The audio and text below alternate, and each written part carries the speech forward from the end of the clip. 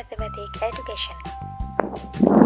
Pada kesempatan kali ini kita akan berbicara tentang sistem persamaan linier dan pengantar operasi baris elementer atau yang kita singkat dengan OBE. Bagi kalian yang belum subscribe channel ini, jangan lupa untuk tekan tombol subscribe-nya ya. Terima kasih dan selamat belajar.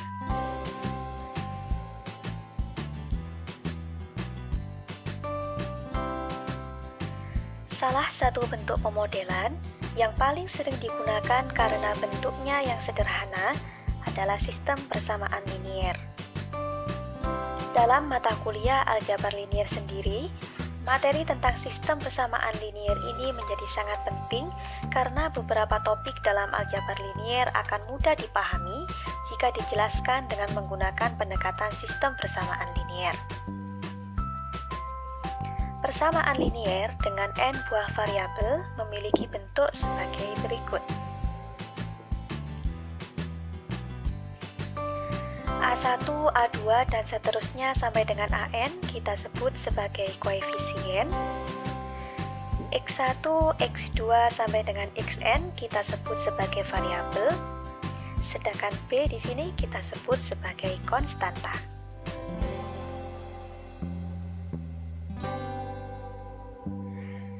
Secara umum, suatu persamaan itu bisa disebut sebagai persamaan linier jika yang pertama, persamaan tersebut tidak memuat perkalian antar variabel.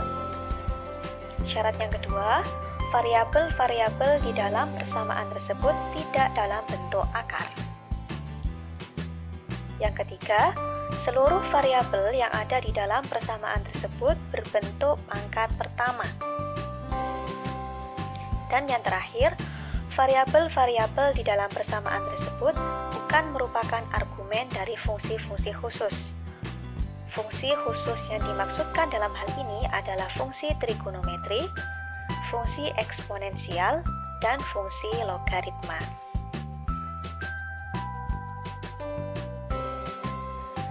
Dari penjelasan tadi, untuk memastikan apakah suatu persamaan itu adalah suatu persamaan linier, maka kita cukup meninjau variabel-variabelnya ya. Pastikan bahwa dalam persamaan tersebut tidak ada perkalian antar variabel. Pastikan bahwa variabel-variabelnya tidak dalam bentuk akar. Kemudian pastikan bahwa variabel-variabelnya ini berpangkat 1. Dan yang terakhir, pastikan bahwa variabel-variabelnya ini bukan merupakan argumen dari fungsi trigonometri, fungsi logaritma, maupun fungsi eksponensial. Misalkan ada kasus di mana koefisien dan konstantanya berupa argumen fungsi trigonometri misalkan. Apakah serta-merta kita menjudge bahwasanya persamaannya bukan persamaan linier? Jawabannya adalah tidak, karena yang kita tinjau adalah variabelnya, bukan koefisien atau konstantanya. Bisa dipahami ya?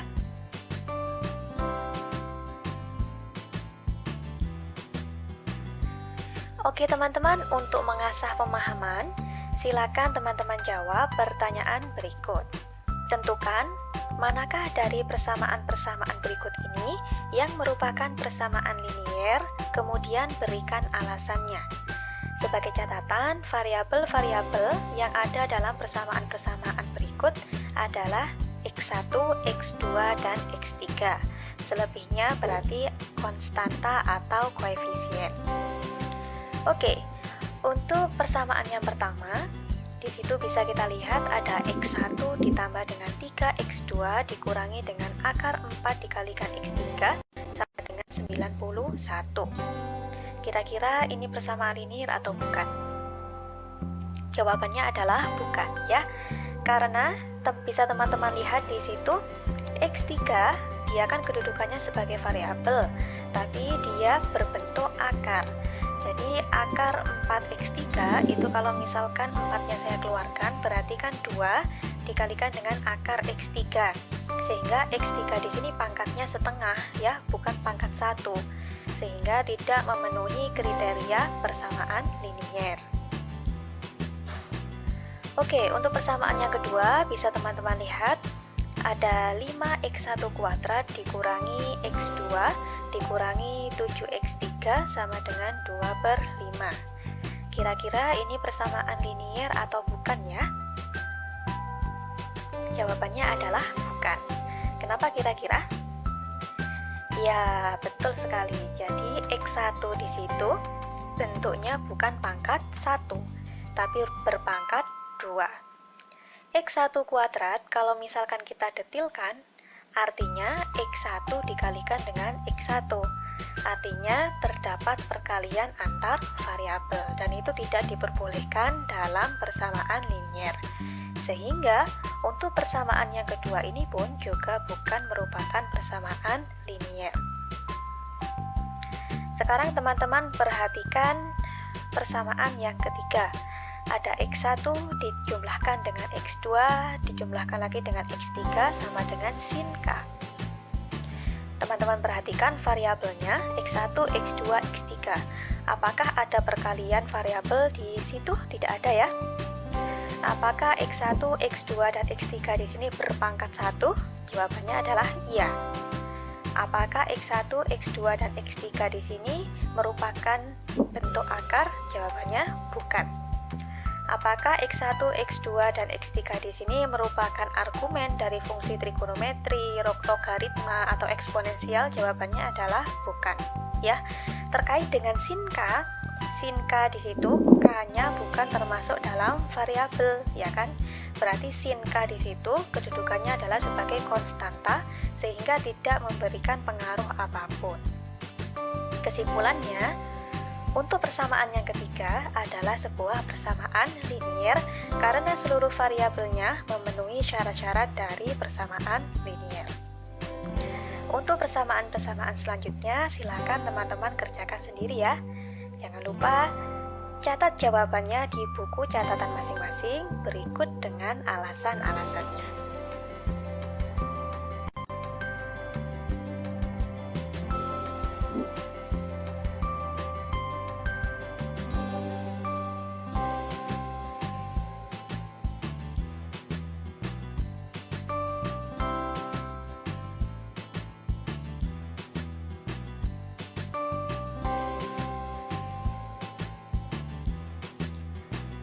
Kira-kira teman-teman sudah tahu belum apa perbedaan antara persamaan linier dan sistem persamaan linier? Yap, betul sekali. Persamaan linier hanya terdiri dari satu buah persamaan, sedangkan sistem persamaan linier merupakan kumpulan dari beberapa persamaan linier. Jelas ya?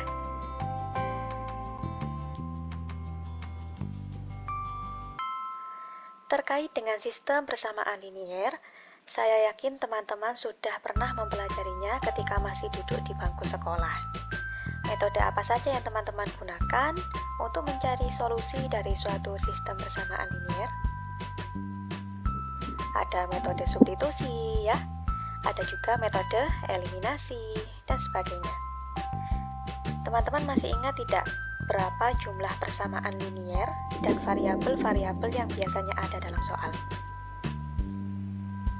Biasanya tidak lebih dari kisaran 3 ya. Hanya ada 3 buah persamaan linier yang masing-masing persamaan liniernya memuat 3 buah variabel. Pertanyaannya sekarang, apa ya kira-kira perbedaan antara sistem persamaan linier yang kita pelajari pada waktu masih di jenjang sekolah dengan sistem persamaan linier yang akan kita pelajari di bangku kuliah?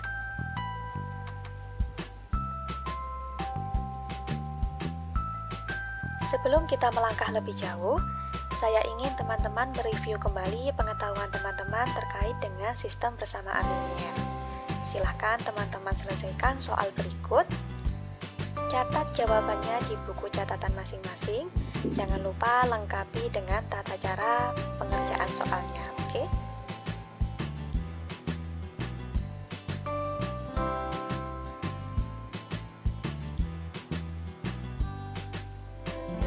Oke, sekarang misalkan saya punya sistem persamaan seperti ini. Jadi, persamaan liniernya sejumlah 6 buah. Kemudian variabel-variabelnya sejumlah 6 buah juga ya. Jadi dari X1 sampai dengan X6. Apakah teman-teman masih bisa mencari nilai dari X1, X2, dan X3 seterusnya sampai X6 dengan menggunakan metode eliminasi dan substitusi? Mungkin saja bisa ya, tetapi kita akan butuh waktu yang lama dalam menentukan solusi-solusi tersebut. Nah, permasalahan dalam sistem persamaan linier muncul, salah satunya adalah ketika jumlah dari persamaan linier dan jumlah variabel-variabelnya sudah melebihi dari 3 buah. Metode eliminasi dan substitusi dianggap kurang efisien untuk menyelesaikan sistem persamaan linier yang kompleks. Oleh karena itu, kita membutuhkan suatu metode yang baru yang sekiranya bisa mengakomodir penyelesaian sistem persamaan linier dengan jumlah variabel dan jumlah persamaan linier yang besar. Nah, salah satu dari metode yang akan kita pelajari nanti adalah metode operasi baris elementer. Permasalahan lain yang sering muncul ketika kita mencari solusi dari sebuah sistem persamaan linier adalah kita tidak tahu apakah sistem persamaan linier tersebut memiliki solusi atau tidak. Dengan hanya menggunakan metode eliminasi dan substitusi, kita masih tetap tidak akan tahu dan tidak bisa memprediksikan apakah SPL tersebut memiliki solusi. Namun, dengan menggunakan operasi baris elementer, kita nanti akan diajak untuk bisa memodifikasi sistem persamaan linier yang kompleks menjadi sebuah sistem persamaan linier yang lebih sederhana, sehingga kita bisa melihat dengan jelas apakah sistem persamaan linier tersebut memiliki solusi atau tidak. Pada bagian ini, saya ingin memberikan sebuah ilustrasi kepada teman-teman bahwasanya tidak semua dari sistem persamaan linier itu pasti memiliki solusi. Terdapat beberapa SPL yang tidak memiliki solusi.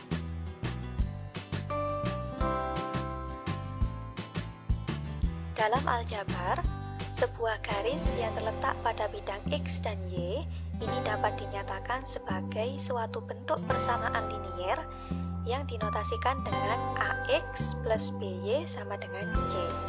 Teman-teman pasti tahu A dan B-nya di sini adalah koefisien real, kemudian X dan Y-nya adalah variabel, dan kemudian yang terakhir C-nya adalah konstanta real. A, B, dan C di sini boleh teman-teman ganti ya dengan huruf apapun. Sekarang misalkan kita punya dua buah garis di koordinat kartesius. Karena setiap garis ini dapat dinyatakan sebagai persamaan linier, maka kedua garis yang kita punya tadi itu dapat membentuk sebuah sistem persamaan linier. Nah, ketika kita tinjau hubungan antara keduanya, maka akan dapat kita rangkum 3 buah kondisi umum yang bisa teman-teman lihat dalam gambar-gambar berikut.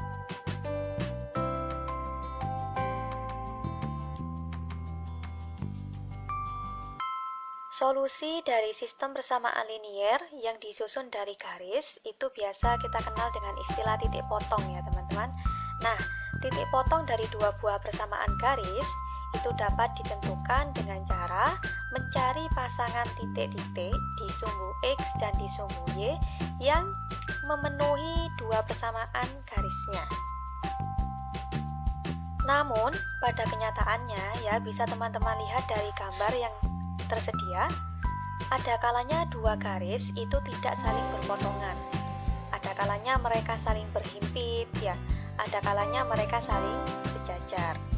Nah, dari kondisi-kondisi tadi dapat dirumuskan 3 buah kesimpulan. Yang pertama, jika dua buah garis ini terletak sejajar, maka sistem persamaan liniernya tidak memiliki solusi. Kenapa? Karena titik potongnya tidak ada. Bisa dipahami ya? Kemudian, kondisi yang kedua, jika dua buah garis itu saling berpotongan di satu titik, maka sistem persamaan liniernya memiliki tepat satu solusi, karena titik potongnya ada satu. Kemudian kondisi yang ketiga, jika dua buah garis ini saling berhimpit, berhimpit itu berarti nempel satu sama lain ya. Maka sistem persamaan liniernya memiliki tak hingga banyaknya solusi. Karena pasangan-pasangan titik ya, baik di sumbu X dan di sumbu Y, itu semuanya memenuhi dua persamaan garis yang diberikan. Nah, seperti itu.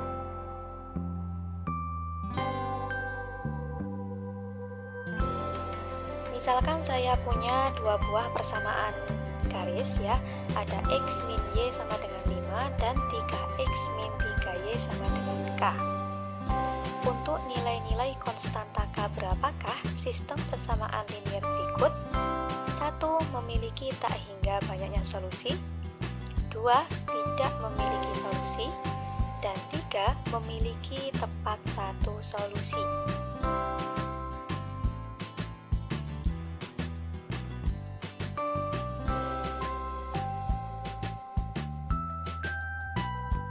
Oke, kita kerjakan bersama-sama ya. Jadi saya punya sistem persamaan linier yang terbentuk dari dua buah persamaan garis. Yang pertama adalah X min Y sama dengan 5. Kemudian persamaan garis yang kedua 3X min 3Y sama dengan K. Di sini ada K dan kita disuruh mencari nilai K-nya gitu untuk 3 kondisi. Kondisi yang pertama, berapakah nilai K agar SPL ini memiliki tak hingga banyaknya solusi. Tak hingga banyaknya solusi. Tadi teman-teman sudah tahu, agar dua buah persamaan garis ya yang nantinya membentuk SPL itu memiliki tak hingga banyaknya solusi, maka kedua garisnya harus berhimpit. Nah, bagaimana cara untuk memastikan apakah dua buah garis itu saling berhimpit atau tidak? Kita harus memastikan keberlakuan dari sebuah persamaan. Persamaannya seperti apa? Kita bandingkan koefisien-koefisiennya. Jadi, A1 per A2 harus sama dengan B1 per B2 harus sama dengan C1 per C2. Jika persamaan ini terpenuhi, maka kondisi dari dua garisnya itu adalah saling berhimpit. Oke, sekarang kita tinjau ya. A1 di sini berarti berapa? Kalau dari persamaan garis yang pertama, berarti 1 ya. 1. Kemudian A2 berarti berapa? Kalau dari baris yang kedua berarti di 3. Seperti ini. Kemudian B1. B1 di sini adalah minus 1 ya. Koefisien dari Y di persamaan yang pertama, berarti minus 1. Kemudian koefisien dari Y di baris yang kedua adalah minus 3. Ini belum kita ketahui ya, tapi di sini ada 1/3, di sini otomatis karena di sini minus-minus berarti minusnya hilang kan ya, berarti di sini juga 1/3 sehingga di sini bisa saya tuliskan sama dengan. Karena sama saja, di ruas sebelah kiri kita peroleh 1/3, di ruas sebelah kanan kita juga peroleh 1/3. Nah, yang di sebelah sini kita belum tahu apakah dia sama dengan atau tidak, berarti tanda sama dengannya kita isi nanti. Sekarang di sini kita punya 5 ya. Kemudian di sini kita punya K. Nah, agar nilai dari 5 per K itu sama dengan 1/3, maka berapakah nilai K yang harus diisi di sini? Betul. Jadi biar di sini bisa kita tuliskan sama dengan, maka nilai K di sini yang harus kita isi adalah 15. Berarti jawabannya ya, agar SPL ini, maksudnya X min Y sama dengan 5 dan 3X min 3Y sama dengan K ini memiliki tak hingga banyaknya solusi, maka nilai dari K-nya adalah 15. Bisa dipahami ya? Diingat-ingat, kalau ada dua buah garis, dan kita ingin menentukan apakah dia saling sejajar atau berhimpit, maksudnya berhimpit ya, dalam hal ini berhimpit, maka kita harus memeriksa keberlakuan dari persamaan garis yang ini. Jadi A1 dibanding A2 sama dengan B1 dibanding dengan B2 sama dengan C1 dibanding dengan C2. Seperti itu. Oke, berikutnya kita akan meninjau berapakah nilai K yang memungkinkan ya sekiranya nanti SPL-nya ini tidak memiliki solusi. Ingat kembali, SPL yang tadi berbentuk garis ya, dibentuk oleh dua buah garis itu tidak memiliki solusi ketika posisi dari dua garisnya itu saling sejajar. Nah, sekarang pertanyaannya, bagaimanakah cara kita untuk memastikan apakah dua buah garis ini posisinya saling sejajar? Kita memakai gradien ya. Kalau gradien dari dua buah garis itu sama, maka posisi garisnya saling sejajar. Sekarang rumusnya gradien itu seperti apa? Untuk persamaan yang pertama, persamaan garis yang pertama, berarti kita pakai rumus M1 sama dengan minus A1 per B1. Ya. Berarti di sini minus A1-nya berapa di situ? 1. Kemudian B1-nya di sini adalah minus 1. Berarti jawabannya di sini gradiennya adalah 1. Sekarang kita tinjau garis yang kedua. Garis yang kedua kita tulis gradiennya M2. Rumusnya sama ya, jadi minus A2 per B2. Oke, di sini minus A2-nya berapa? 3. Kemudian B2-nya minus 3. Nah, berarti di sini gradien dari garis yang kedua juga 1. Artinya apa? Artinya garis ini ya dengan garis yang kedua ini saling sejajar untuk nilai K berapapun, kecuali K sama dengan 15. Kenapa? Karena ketika K sama dengan 15, posisinya berhimpit. Masih ingat ya pembahasan yang awal tadi?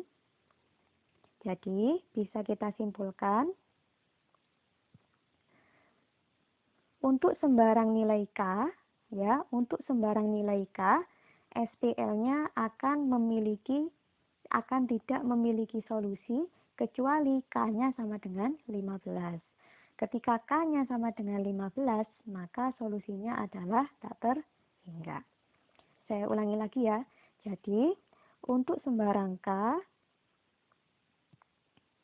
untuk sembarang nilai K selain 15, SPL tidak memiliki solusi. Bisa dipahami ya? Apa perlu diulang lagi? Jadi, untuk memastikan apakah sebuah SPL itu tidak memiliki solusi, maka kita harus memeriksa apakah dua buah garisnya ini saling sejajar atau tidak. Nah, untuk memastikan apakah dua buah garis itu saling sejajar, maka kita lihat dari gradiennya. Ketika gradiennya ini sama, ya, maka posisi dari dua garis itu adalah saling sejajar. Jadi garis yang ini dan garis yang ini itu saling sejajar. Namun, pada posisi K sama dengan 15, mereka akan saling berhimpit. Selain 15, mereka akan saling sejajar. Bisa dipahami ya? Jadi kesimpulannya, untuk sembarang nilai K selain 15, SPL-nya tidak akan memiliki solusi. Seperti itu. Oke, kita masuk ke yang ketiga ya.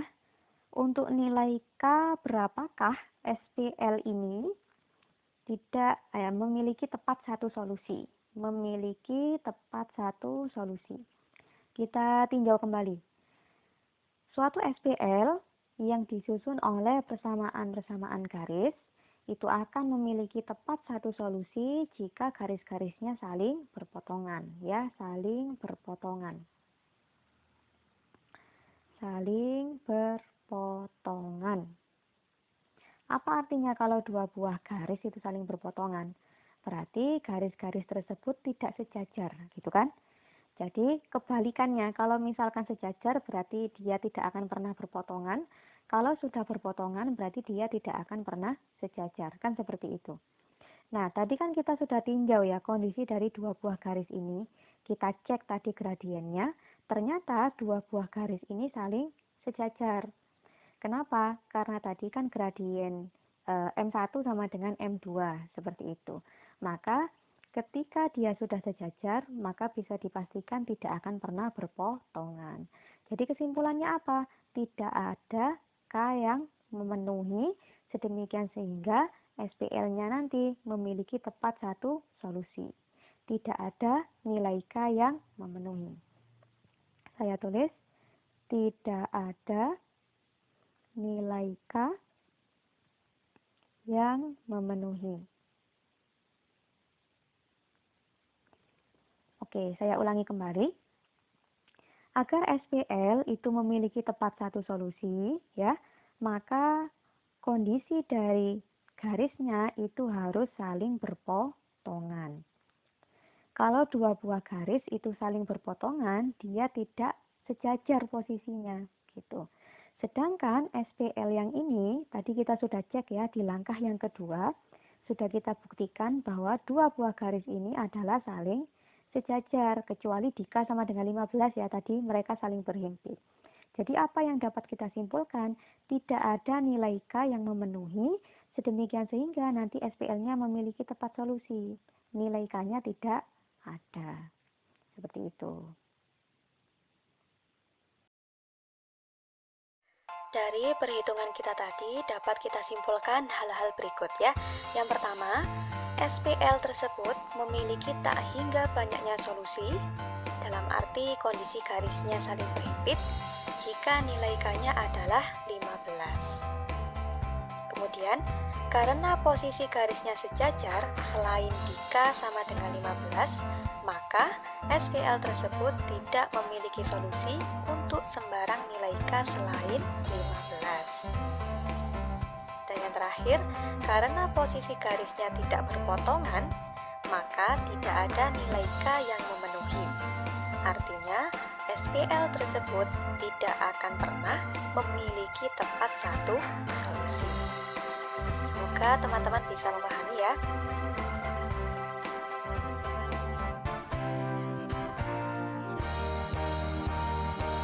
Untuk mengasah pemahaman dari teman-teman, silakan kerjakan tugas berikut. Tulis jawabannya di buku catatan masing-masing. Hal-hal yang sekiranya belum teman-teman pahami atau langkah-langkah yang belum teman-teman pahami, silakan nanti ditanyakan ketika kita melaksanakan perkuliahan online.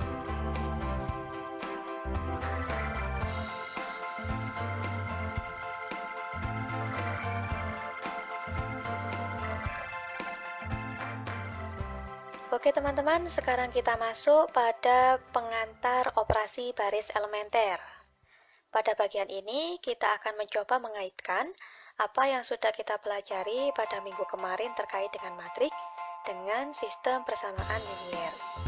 Jadi ini ceritanya, untuk mencari sebuah sistem persamaan linier yang kompleks dengan menggunakan operasi baris elementer, hal pertama yang harus kita lakukan adalah mengubah sistem persamaan linier ke dalam bentuk matriks yang diperbesar.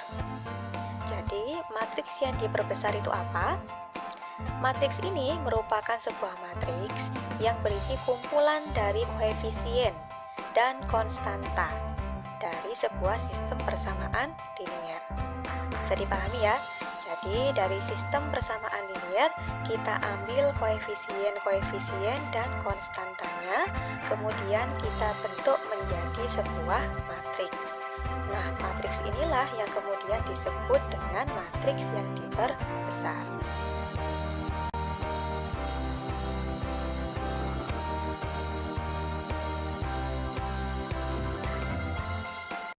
Oke, kita coba latihan soal ya. Jadi saya punya SPL seperti ini. Pertanyaannya, silakan ubah SPL berikut menjadi bentuk matriks yang diperbesar. Ingat teman-teman, matriks yang diperbesar itu adalah sebuah matriks yang isinya adalah koefisien-koefisien serta konstanta dari sistem persamaan linier. Hal pertama yang harus teman-teman amati apa? Banyak jumlah variabelnya. Ya, itu yang pertama. Kemudian banyak dari jumlah persamaannya. Nah, banyaknya variabel itu akan menentukan jumlah kolom dari matriks. Kemudian banyaknya persamaan linier itu akan menentukan banyaknya baris dalam matriks. Nah, dari sini kira-kira banyaknya baris matriksnya ada berapa?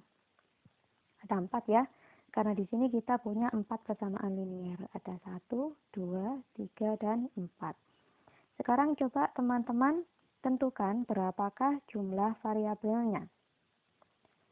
Di sini variabel tertingginya indeksnya ada 5 ya, di sini 4, kemudian di sini 5 dan di sini 5.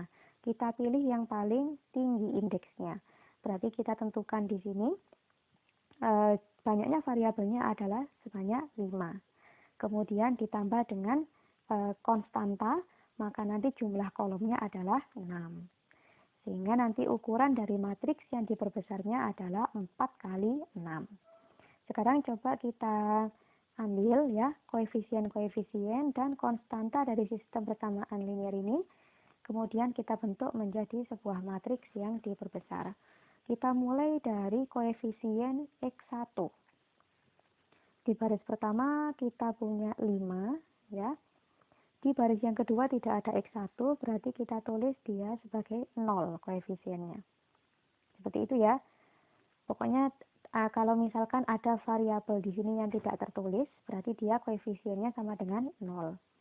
Kemudian di sini ada X1 ya, koefisiennya di sini 1. Di sini X1-nya tidak ada, berarti koefisiennya adalah 0. Ini mewakili X1. Ingat-ingat ya, ini mewakili X1. Kemudian kita beralih ke X2.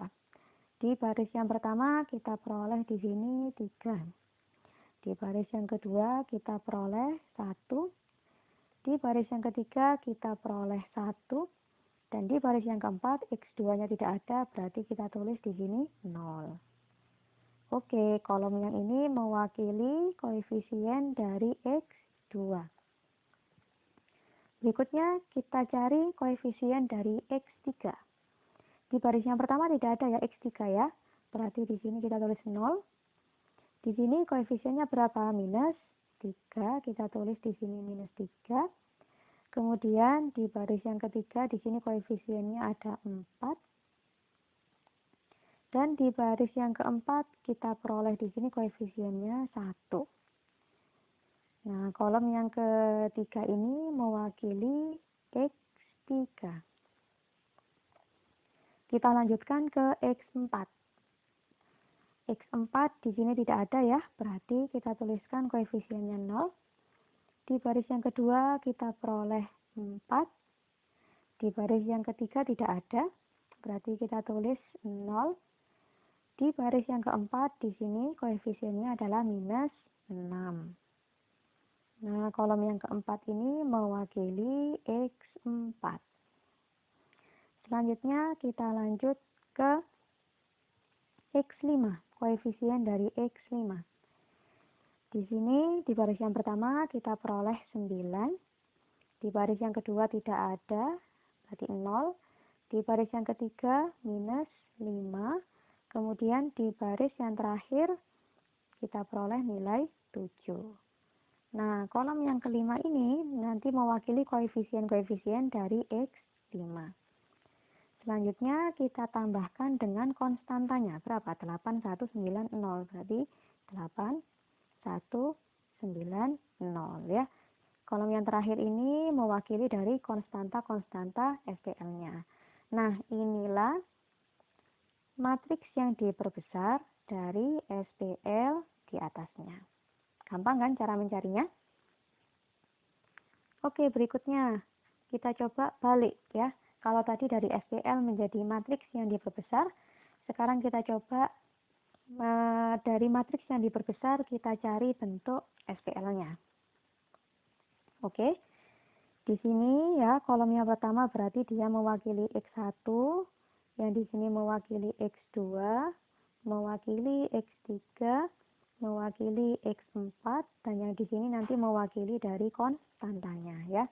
Berarti di sini kita tahu bahwasanya jumlah persamaan linearnya itu ada 3.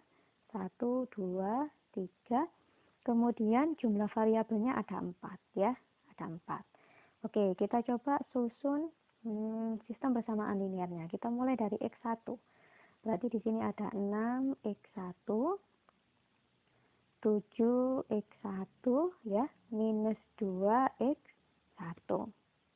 Bisa dipahami ya, dari sini 6, 7, minus 2. Sekarang kita beralih ke X2, koefisien dari X2. Berarti di sini karena minus, berarti di sini minus X2 ya, plus 5X2 plus 2X2. Gampang ya. Berikutnya kita ke koefisien X3. Di sini plus berarti plus 2X3. Di sini 0 ya, berarti tidak ada. Kemudian yang di sini plus 4X3. Bisa dipahami ya teman-teman ya. Kita lanjut ke X4. Di atas tidak ada ya, 0 di sini. Di baris yang kedua ini ada 1, berarti di sini tambah X4. Kemudian di sini koefisiennya 2, berarti plus 2X4. Oke, bisa dipahami ya. Berikutnya adalah konstanta, berarti di sini kita tuliskan 8 minus 9 3. Nah, seperti ini. Coba kita cek lagi. Minus 2, 2, 4, 2, 3. Di sini minus 2, 2, 4, 2, 3. Oke, betul. Berikutnya 7, 5, 0, 1 minus 9. 7, 5, 0, ya. Kemudian 1 minus 9. Betul. Berikutnya 6 minus 1, 6 minus 1, 2 ya, 0 nggak ada ya. Oke, berarti di sini 8. Oke, betul. Seperti ini. Gampang ya teman-teman ya. Begitulah caranya bagaimana mengubah SPL menjadi bentuk matriks yang diperbesar dan dari matriks yang diperbesar diubah menjadi bentuk SPL.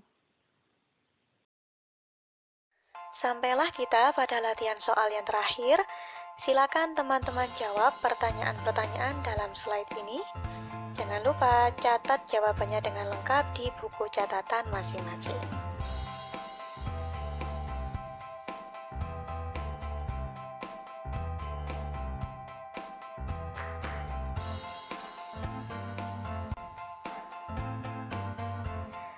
Oke teman-teman, cukup sekian pembahasan kali ini. Ada kurang lebihnya, saya mohon maaf. Semoga bermanfaat. Jangan lupa tekan tombol like dan subscribe-nya ya. Terima kasih.